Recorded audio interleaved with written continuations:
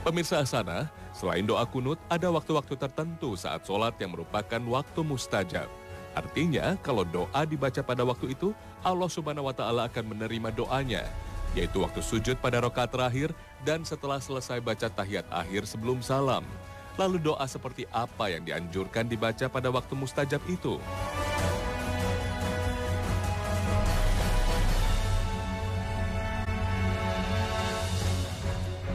Sholat itu sendiri artinya adalah doa.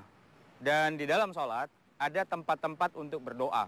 Di antaranya adalah pada saat kita sujud, atau sebelum tahiyat akhir, atau doa kunut. Nah, kalau kita bicara tentang sujud, ada hadis yang menyebutkan tentang hal itu. Sebagaimana sabda Rasulullah SAW, "Aqrabu ma yakunul abdu min rabbihi wa huwa sajid, fa'akthirud du'a." Posisi pada saat orang itu paling dekat dengan Tuhannya adalah ketika dia sedang sujud. Maka kata Nabi, perbanyaklah doa ketika kita sujud. Maka di dalam sujud itulah kita berdoa. Kita meminta kepada Allah. Banyak yang bisa kita minta. Afdalnya kita gunakan lafaz yang kita iktibas, kita sadur dari Al-Quranul Karim. Di dalam Al-Quran bertabur banyak doa-doa. Doa para nabi, wabil khusus doa Nabi Muhammad SAW. Rabbana atina fid dunya hasanah wa fil akhirati hasanah wa qina adzabannar. Bisa kita gunakan doa-doa yang lain. Rabbana zalamna anfusana wa illam taghfir lana wa tarhamna lanakunanna minal khasirin. Dan berbagai macam doa yang lain yang juga ada di dalam hadis Nabi. Hadis-hadis Nabi itu juga kita akan temukan banyak sekali. Al-Imam Nawawi sudah membuat satu buku namanya Al-Adhkar. Ada zikir-zikir dan juga doa-doa di dalamnya. Tinggal kita hafalkan dan kita baca ketika sujud atau saat bagian akhir dari tasyahud akhir dan seterusnya. Lalu bolehkah kita menciptakan sendiri doa itu di dalam sholat? Boleh, tetapi syaratnya harus berbahasa Arab. Kenapa? Karena sholat ini adalah ibadah ritual. Bukankah Allah Subhanahu wa Ta'ala itu mengerti semua bahasa? Iya, bahkan semua bahasa itu diciptakan oleh Allah. Tetapi khusus untuk ritual sholat, Allah maunya dimintai itu dengan bahasa yang Allah ridhoi, yaitu bahasa Arab.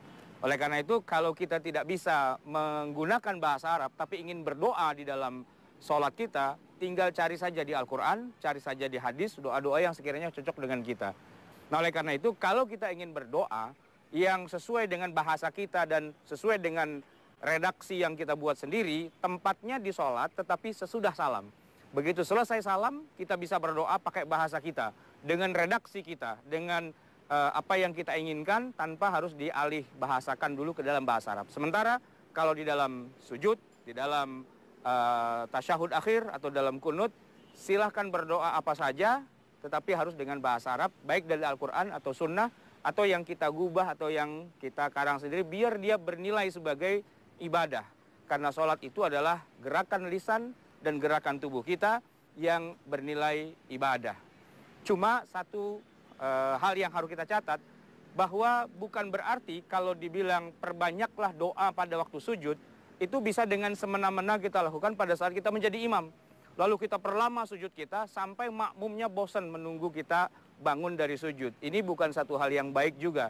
Karena Rasulullah SAW ketika memimpin sholat jamaah, beliau mengukur kadar kemampuan para jamaahnya itu. Mungkin ada orang tua, ada orang sakit, ada orang yang kebelet, ada anak-anak, ada orang yang punya hajat, setelah ini harus segera berangkat, maka beliau tidak memperlama sholatnya, termasuk juga sujudnya, dalam sholat yang berjamaah, di mana beliau menjadi imamnya. Nah, untuk sujud yang lama yang kita berpuas-puas berdoa di dalamnya, itu kita lakukan pada sholat tahajud. Pada sholat kita sendirian, dan tidak ada orang lain yang terganggu oleh kita, bolehlah kita kemudian menangis di situ, bolehlah kita berdoa sepuas-puasnya di situ, sampai jidat kita berwarna hitam, karena saking lamanya kita bersujud dan berdoa serta meminta. Itulah posisi di mana kita sedang berada dekat sekali dengan Allah. Aqrabu ma yakunul abdu min rabbihi wa huwa sajid, fa'aktsirud du'a.